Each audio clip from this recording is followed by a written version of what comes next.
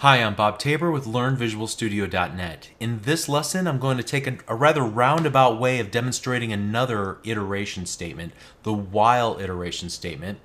And to demonstrate this, we're going to open up a text file and read each line of the text file, displaying its contents in a console window, until we get to the end of the file. So beyond the specifics of learning about the while statement and how to read text from a text file, there will be some other key ideas like how to add other file types to our project, how to work with empty or null values, how to change the properties of something using the properties window, and quite a bit more actually. So let's go ahead and get started. You can see that I've already created a new project called Read Text File While. Take a moment and set that project up using the steps that we outlined in previous videos. And I'm going to go ahead, the very first thing, and create a new text file in our project. And to do this, there's a couple of different ways to achieve this. The way I prefer is to right-click in the Solution Explorer on the project name itself. So I'm going to right-click and select Add, and just hover my mouse cursor over the Add menu item until I find New Item. This will open up the Add New Item dialog.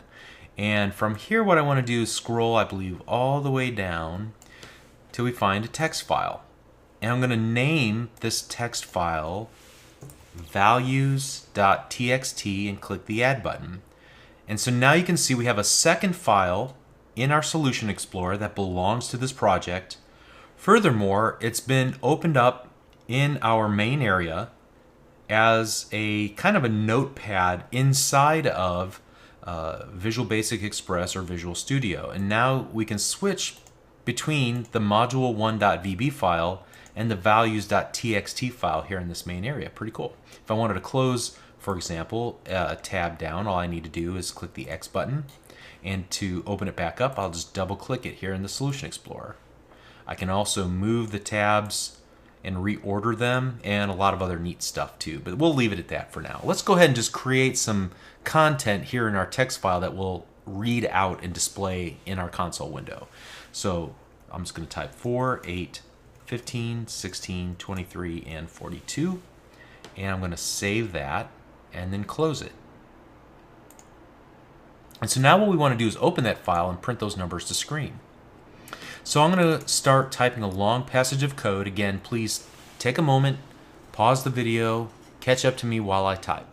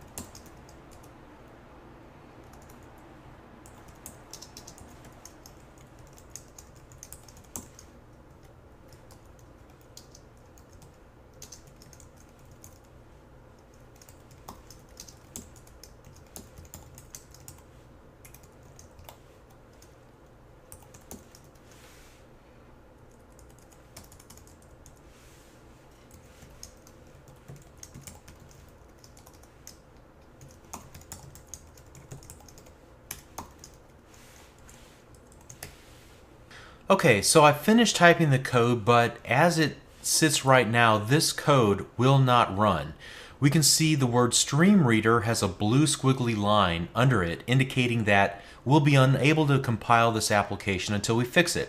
The problem is that Visual Basic can't resolve the word Stream Reader. In other words, it has no idea what we're referring here to.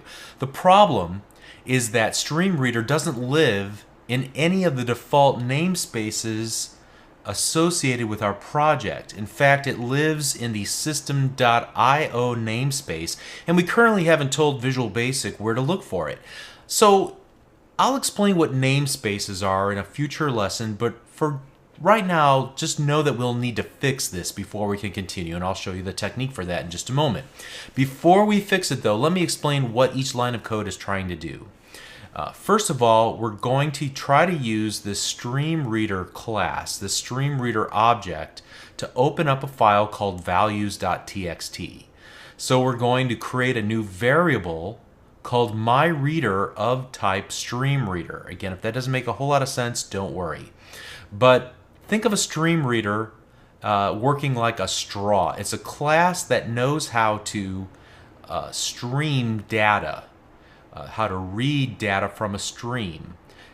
So it will suck a little bit of information line by line out of the values.txt file and into our program where it can be processed, or in our case, simply printed to screen. So then we declare in line 7 this string called line, and then we begin to evaluate using our while loop. And a while statement or a while loop is a lot like our for next or for each, except that it will continue to loop an undetermined number of times until this condition becomes false. Now we kind of have a double negative thing going on here. So while line is not nothing, is the way I guess you could read it. So while not is nothing line. And so this is a built-in Visual Basic function that looks at the value inside of the variable. If it's indeterminate or null rather, or nothing, then it will break out of this while loop. However, in our case, to begin with, string is not nothing, it's not indeterminate, it is known. It's just an empty string. It has no values inside of the string, but it's still got a value, an empty string. That's a difficult concept for beginners to understand. The difference between knowing that it's empty and a null, which means it doesn't know what the value is, or it has no value whatsoever. Difficult concept again, admittedly, but I'll come back to that in just a moment as we work through the body of this loop. So what we'll do is use a method called readLine on our myReader, which is of type streamReader, this straw that knows how to suck data in, okay? And so we're going to say, go ahead and suck in your first line of data. And we use the readLine method to accomplish that, and we set the value, whatever the value is, to the variable line. Here we do a quick check. As long as line is not nothing, so it's a similar syntax to what we saw earlier, then print it to the console window. Otherwise, don't print it to the console window. We'll come back, hit that condition in our loop, and exit out. In which case we'll close down the straw, we'll essentially just throw it away, and then we'll get back to the console.readLine. Okay, so that in a nutshell is how it works. The key idea here is that if readLine hits the very end of the file, it will assign a null value, an undeterminate value, to our variable called line, at which case it will be nothing. So if not is nothing, it will be nothing. It won't print this line, it'll hit this check, and it will exit out of the loop. Okay? Hopefully that kind of makes sense. So now we have to resolve the issue that we have with our application. The blue squiggly line, and we've seen this little red dash before. If I hover my mouse cursor over it, it will give us the smart tag error correction option. So I'm going to click the down arrow, and it says type stream reader is not defined, and it gives us some possible solutions to this. The Visual Basic IDE, or the Visual Studio IDE, knows that it found a match for the stream reader class inside of this namespace called system.io.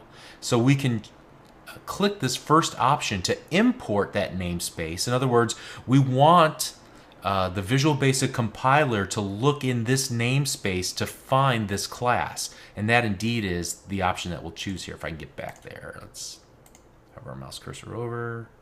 There we go. And I'm going to click that link at the top. And notice that it imports system.io. Now a couple things have happened here. Stream Reader went from having a blue squiggly line under it and being in black text to being in this aqua blue color, which means that at least the pre-compilation process identified correctly this class, and it doesn't give us any more build errors. So I think it correctly found the class, and now we're able to create a new instance of that class and use it throughout our application. Okay, what does it mean when I say create an instance of the class? Again, we'll come back to classes and creating instances, the new keyword and all of that in another video. Let's just take it at its face value for now, and we'll reserve a more full explanation for that line of code a little bit later on. So we can run the application now, but it's still not going to work. We're going to get an exception on the first line of code. And that exception is file not found exception, because it's looking for the value.txt file in the debug folder, in the bin directory of our project. Now, if we were to open up Windows Explorer and navigate our way down to find the projects, let's see. Well, first of all, I guess we need to save this. So let's stop all that. Let's save all this. Great. Okay, now we can open this back up. Go to Documents. Go to Visual Studio 2010 or whatever version you're using or edition. Go to Projects. Go to Read Text File While. Navigate into the project folder. We'll look in the bin directory, in the debug folder. Okay, and you'll see that we have a number of files, but none of them are the txt file. What we need to do is this. We need to tell the Visual Basic compiler that during the compilation process, we want to take this file, which currently has a build action of content and a copy to output directory directive of do not copy here in this properties window. And we want to change copy to output directory if newer. So if we make a change to this values.txt file, then we want it to overwrite the one that's already there. Otherwise, just leave it alone. But nonetheless, we want it to copy if it doesn't exist there, because it's going to look for that file relative to the execution context of our application, which will be in this debug folder where the actual exe file is at. Okay? So wherever the exe is, by default, unless we give it some other qualifier here before the file name, it's going to look in the same directory. And that's not just true with the stream reader. That's true whenever we reference files within Visual Basic and the .NET framework. Okay. All right, so now let's run the application. We should see the results that we expect. And indeed we do. Great. Okay, so there were a couple of really important concepts here. For now, hopefully you've got another iteration statement under your belt. Use the while statement when there's an indeterminate number of times that you'll need to iterate through a block of code. You don't know up front. It's not like the for or the for each, where it really is dependent on a preset size of an array or a number from 0 to 10. In this case, we don't know how many lines are in this text file, so just keep looping until the condition is no longer met. When the condition not is nothing of line is no longer true, then it will break out of the loop. Okay? So you can see that there's a need for both of those situations, and therefore that's why the while exists, as well as for and for each. We also learned about the stream reader class, at least in theory, how I compared it to a straw that allows us to suck data in line by line from a text file using its read line method. And then we closed it at the very end and removed the straw by using the close method. And while we were talking about the stream reader class, we saw how we need to help the Visual Basic compiler to resolve references to classes by providing an import statement. We were able to use a smart tag within the code window to accomplish that for us. And we'll talk about namespaces and all of that a little bit later. I know I've been putting it off, but we will get there. We also talked about null values and what happens on this line of code and how that affects the flow of the code within our while statement and our if-then statement. And then finally, we added a text file, and we learned how to set properties of the text file in the properties window. We'll use the properties window not just for items that are selected in the Solution Explorer, but then also when we're building visual applications to change the properties of text boxes and buttons. Also, if we were to use the Visual Studio IDE to work with a database. We can affect certain things about tables and columns using the Properties window, so it has its utility far beyond just the context of the Solution Explorer. Okay, so that's enough for now. Hang in there. We're doing great. See you in the next video. Thank you.